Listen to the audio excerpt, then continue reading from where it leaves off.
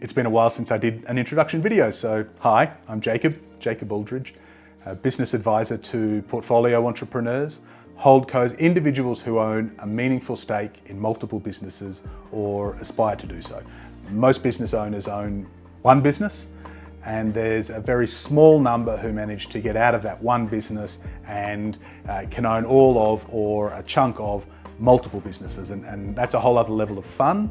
It's also a whole other level of stress, and it's a bit like having multiple children. You go from one business to several. It's not necessarily as straightforward as perhaps you might hope, and that's where I get to come in and have fun. I deliver freedom through business. That's my commitment to my clients, because I've got no doubt from my experience and my clients' experience that business ownership, and in particular portfolio business ownership, is the greatest way to achieve your family ambitions, your personal dreams. And I practice what I preach. I live and work as a full-time traveller, visit 6 to 10 countries each year alongside my beautiful wife. We world school our daughter. Business has been good to us. We no longer need to work full-time. We no need to take on clients where we're not a great fit. I'm working with far fewer clients these days, and I'm really looking for those portfolio investors, entrepreneurs, business owners, where I can have fun, where they want someone to have fun with. They want a sounding board with expertise, and someone who can actually help execute change across the whole portfolio or just in those particular businesses that need it. My goal with every client now, and when I take on new clients, my goal, my ambition as to whether or not I want to work with them is, are we going to have fun together? Am I going to smile when they call me 3 a.m. in the morning, 3 p.m. in the afternoon, wherever they might be in the world? And can I add at least $1 million to their portfolio every single year? If it's a no to that, and that's probably not the best use of the limited time I put into my business. That's time that I would rather be spending with my family, living the life that we want. I have been a business coach now for 20 years. The numbers add up. It's something like 400 companies that I've gone in and worked with one-on-one across 14 countries, mostly Australia and the UK, which is where I have citizenship, the two countries that I have lived in across that 20 years. Something like 2,000 business owners who have paid to attend a workshop that I've run. But I do genuinely think that 20 years in business is the key number, because I wouldn't have had that longevity in business if I wasn't delivering what I promised. Clients wouldn't hang around, they wouldn't come back for their next piece of strategic work, they wouldn't refer me to their friends if I didn't deliver on what I committed, and if they didn't have fun working alongside me. I've invested in a few businesses over the years, a few of my clients' businesses or their extension businesses. For me now, at this phase of my life with family, the focus is on lifestyle.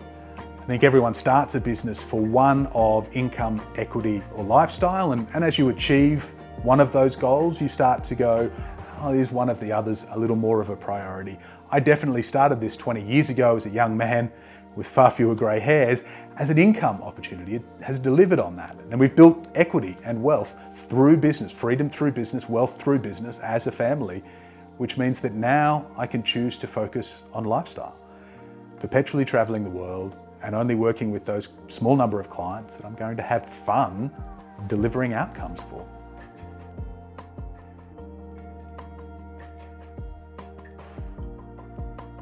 I don't really care what they say as long as they're talking about me. What I love to hear from my clients is when they say that nobody understands them like Jacob does. Not just their business, understanding their business or their businesses, but them. Nobody understands what they're trying to achieve and how their businesses tick and how their businesses are going to get them what they want to achieve in that business or overall in their portfolio. Nobody understands them like Jacob does, because that means we've built a proper relationship. And they say Jacob makes the complex things simple.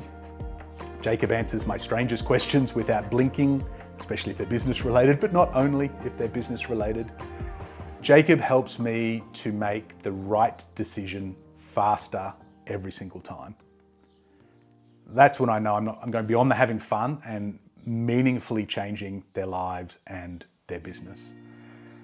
And the favorite thing I've ever had a client tell me is that at home, her husband calls me Mr. Ka-ching, because I go in once a year in that business, run the strategy day, and as a result of that, they put up their fees, they put up their salaries. She always goes home and says, Jacob was there today, we're paying ourselves more, and so he calls me Mr. Ka-ching. And if I could narrow it down, I like that I understand them better than anybody else does. But Mr. Ka-ching is a pretty good tombstone epitaph as well.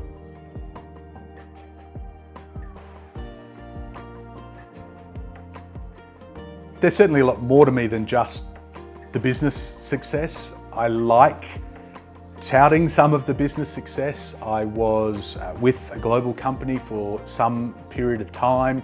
I was the youngest person ever offered national partnership, both Australia and the United Kingdom, and I was the youngest person ever offered global partnership, for various reasons why that company didn't fit into my portfolio goals, but that was very, very flattering. The Coach Foundation has twice named me one of the top 20 business coaches in the world, which is some recognition of the longevity, the focus I have on delivering client results. The Virtual Speakers Hall of Fame nominated me for the Hall of Fame off the back of the work I did during COVID, the coronavirus recession, particularly around helping small and medium businesses understand the economic impact of that recession and the pandemic and how to apply that within their organisation. So that was quite flattering. But outside of the business sphere, there are other accolades. Being dad, being a husband, obviously far more important to me than any of those. I'm a former Guinness World Record holder. I watched more movies in a row than any other person on the planet had ever done. And right up there with getting married and becoming a dad, the moment that the clock ticked over and I became a world record holder, that was a pretty darn good moment in my life. And if I go back even farther, one of the key values that I've always had is what's called sprezzatura. It's an Italian phrase, it comes from painting. It is basically the art of looking like you're coasting on top of the lake even while there's hard work going on underneath. And the way I translate that is sprezzatura, proactive laziness. It's doing the things now that are going to get you the biggest results in the future. You've heard of the 80-20 rule, 20% of your input gets 80% of your outcomes. If you tessellate that down, 64-4, 51, 1% of your actions get 50% of your outcome. If you're clear on that 1%, then you can magnify the results enormously. Obviously, that's what I help my clients do, but when it comes to all the facets of my life, how I've built a business over 20 years, how I've built an incredible family, how I have become a perpetual traveler, that spirit of sprezzatura, the 1%, the right 1%, really makes a difference. And the accolades that recognize that for me was way back when I graduated from university and I won 2 prizes. I won the faculty prize for graduating with the highest grade point average. Highest grades, I won the prize for topping my course.